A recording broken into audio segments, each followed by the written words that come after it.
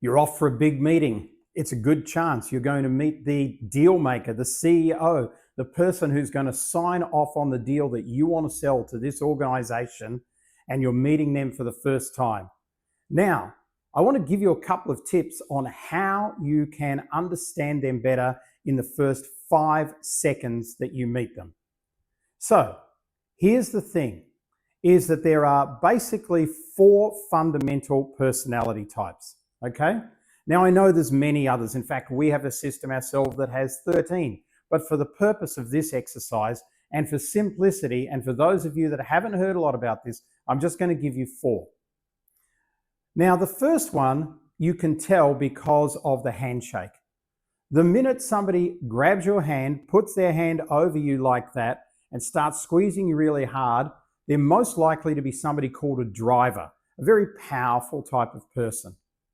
If somebody basically grabs your hand with both hands, shakes it, big smile on their face, lots of energy, they are basically a sociable person. Now, in the third type of handshake, the person is very straight up. There's solid handshake. They're not trying to overpower you, and there's a genuine smile on their face. They are a relationship person. And in the last one, the handshake is sort of weak. It's underhand, so your hand goes on top of that. Often they'll look down like that as they're shaking your hand. They can be quite the analyst.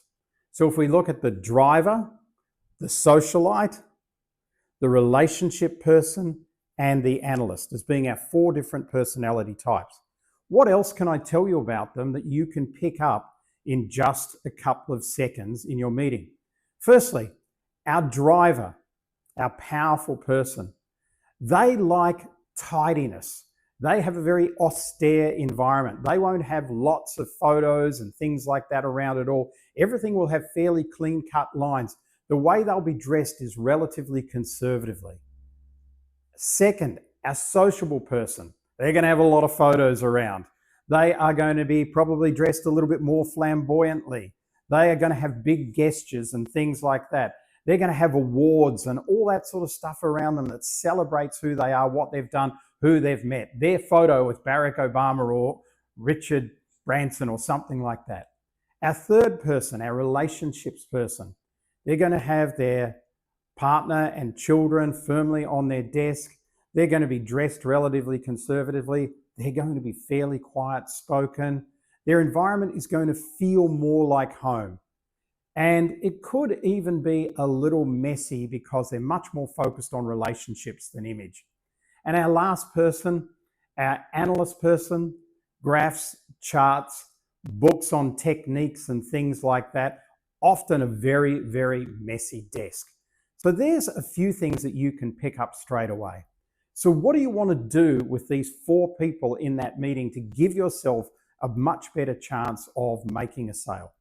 Well, with our driver, our powerful person, their number one thing they want to do is save time. So you don't try and build a relationship with that person. You don't ask them, how was your weekend? How's the family? Do you have a dog? What's his or her name? That drives them insane. You want to say, it's great that we can be here. I'm very conscious of both our times, and I'm going to get straight into what I want to talk about. They're going to truly appreciate that. With our second person, our sociable person, they want to add an element of sociability into it. In fact, if you're meeting them in their office for the first time, I would definitely suggest that you take them to lunch or a coffee or something like that. Put a social environment in. Otherwise, make sure that when you set things up, you set up so you're sitting next to them or across from them, but no barriers in between you. And then talk about fun things that they like to do. So maybe start off by saying, when you're not here, what do you love to do? I see your photo on a yacht over there. Are you a yachty, right? Then number 3 is our relationships person. You have to take more time to build the relationship here. If you go straight into business, as you would do with our driver person, you are going to strike out with these people. They want to know where you came from, why you do what you do, who are you? Are you married? Do you have children? Do you have a dog called Fluffy? And they're going to want to tell you all of those things themselves. So you have to take that time with them. And lastly, our analytical people, they're going to be wanting to see how detailed you are, how well prepared you are, how many facts and figures that you can support. And by the way, if you tell one untruth to them or tell them something that you don't know is 100% true, they are going to ditch you and you are never going to get business from them. One final tip, and then we'll leave it at that. With our drivers, our first people, our powerful people, you have to give them options because they love making decisions. Don't give them one option because they're as likely to say no straight to your face as they are to say yes. With our sociable people, you need to build up their dreams and what they want in their future in whatever it is you're proposing to them. With our relationship people, you have to reassure them that when the sale happens, you're not going to walk away and you're going to be together for years and there's a relationship here.